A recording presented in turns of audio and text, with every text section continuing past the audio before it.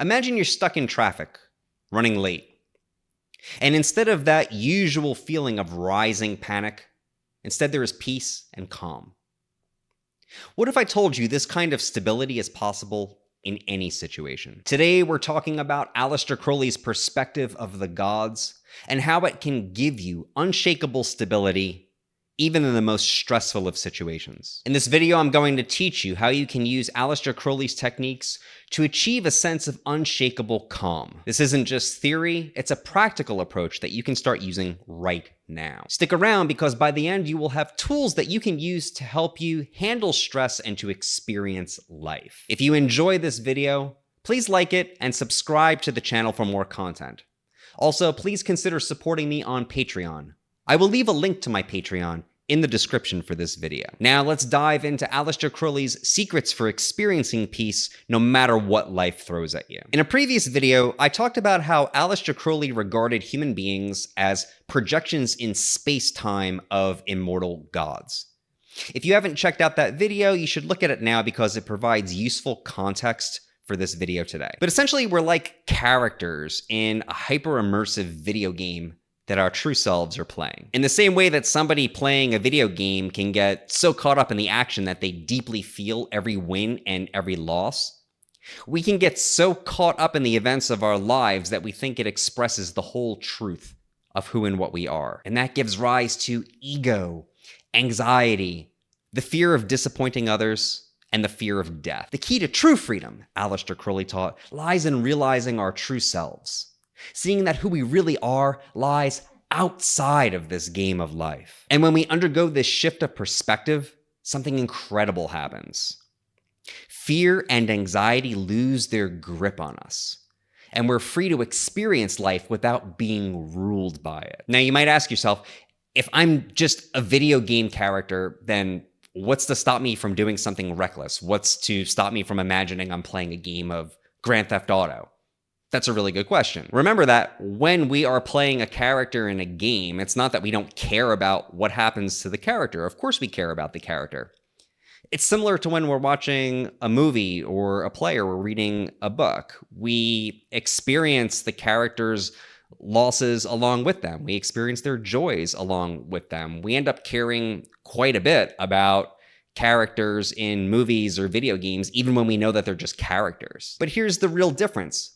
We're not bound by their struggles. This detachment actually frees us to more fully engage, to more deeply feel the ups and the downs, and to experience a certain sense even in the face of sadness or fear. This ability to go through anything, frustration, sadness, even fear, and to remain okay with the experience is what I refer to as meta-okayness. It's not about remaining neutral or emotionally gray.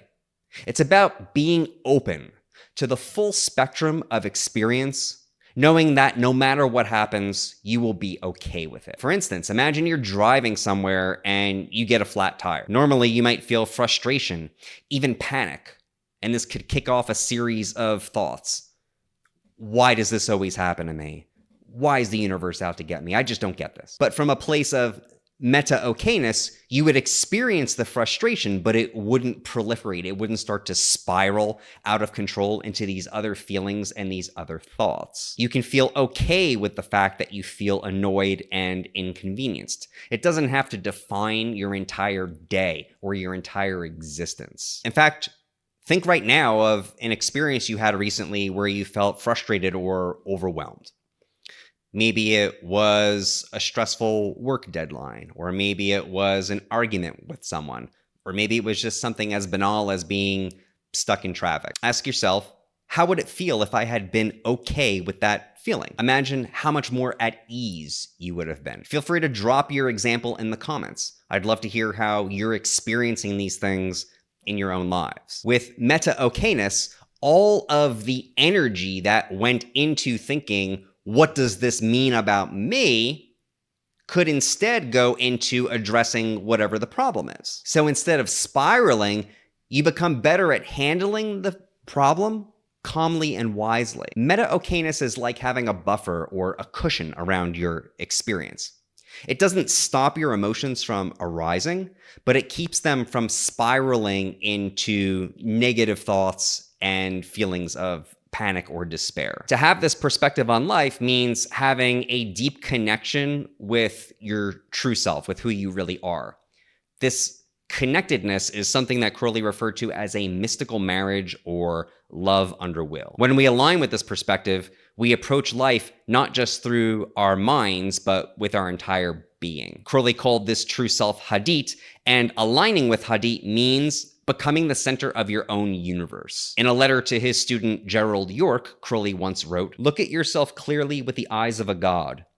Live wholly to the spirit, and you can face life and death as cheerfully as I do." Now, I'll be the first to say, Crowley struggled with this himself. He did not always fully embody this cheerfulness. But that's what makes a teaching like this so powerful. It's grounded in real life struggles. So here's a practice to get you started.